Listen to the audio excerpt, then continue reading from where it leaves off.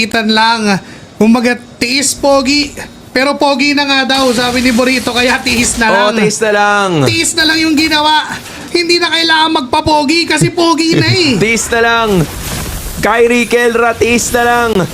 Kasi Yung, pogi na. yung SRG naman, kailangan nila ng pumogi. Oo. Kailangan nilang pumogi. Medyo kanina pa sila nagtitiis kasi hindi nila matapos yung laban. Lagpas kalahati or hindi pa pala 75% pa lang yung buhay from abalag na sila. Sino sa nag-aadang Oh my God! Wala na yung isang damage dealer ng SRG. Ito yung bawing gusto ng Onyx Indonesia. Mapapaflicker to si Sans palayo. Makakaiwas na Crimson Pico na gagawin ni Stormy. Ngayon yung Lord ay hinahawakan pa rin ni Kelra. Almost 30% HP. Ay babuhat. Ito si Lutpi. Pero si Kelra may hinahabol doon. At si Kram nasasaktan sa mga bala ng Claude. Pero babalik siya para hawakan yung Lord. Boy pa. At si Lutpi nasa gitna pa rin. Sino na? Natrihan malala. Sino may na? flicker mula kay Yung. Spicy pa para kay Sans. Pero Na-reset! may immortality wala. Mamamatay at na-reset yung Lord.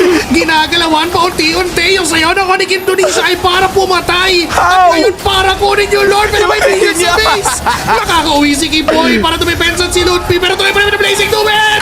Si Stormy ang kanyang target. Tapos babalik na naman si Kelly. Pero Onyx! hindi naman sa Yuni. Pero nandyan si Kyrie. Nandyan si Sans. And Kyrie will get the Lord. Onyx Indonesia. Matagal-tagal silang nagtiis. Ngayon sila naman ang gaganti. Tapos na ang pagtitiis. Oras na para pumogi. 3 heroes are down para sa SRG.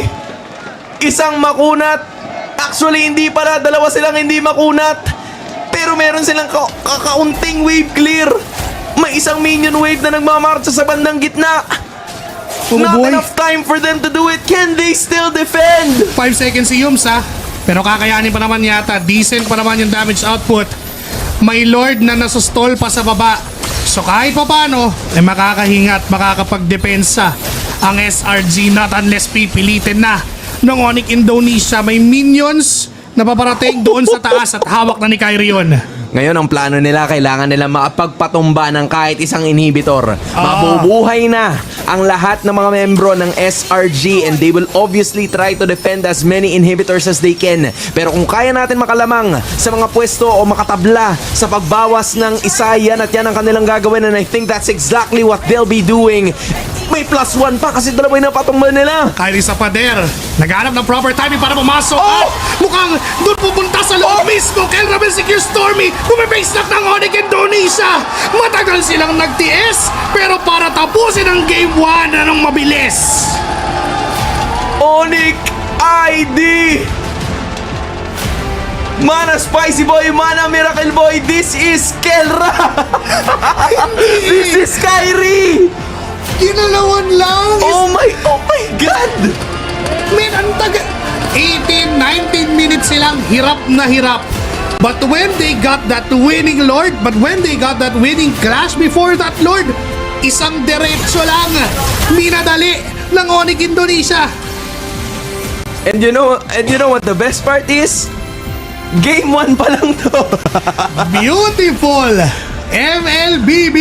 Grabe oh, andyan yung mga mukha ng pagkadismaya eh. Nandyan yung mga mukha ng lumbay at pagtitiis. Kumbaga nakakunot na yung noo nila eh. Nakaharap na yung mga braso nila sa noo nila. Yamotski na kanina At eh. Yamotski na. Ha? Oo. Ganun eh.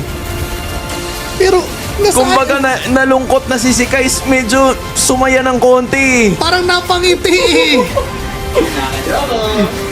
Eto na yung tanong. Pero not gonna lie, man. Ang ganda naman ng laro ni Uni. Oo, maganda. Wala tayong masasabi sa laro ni Uni. Literal Meron naman. Meron yung dalawa. Yung Lord Siege niya kanina. Actually, meron pala. Diba? Meron pala. Sa umpisa, wala tayong masasabi. Grabe, 606. Mabot ng 806 bago tuluyang nagalusan.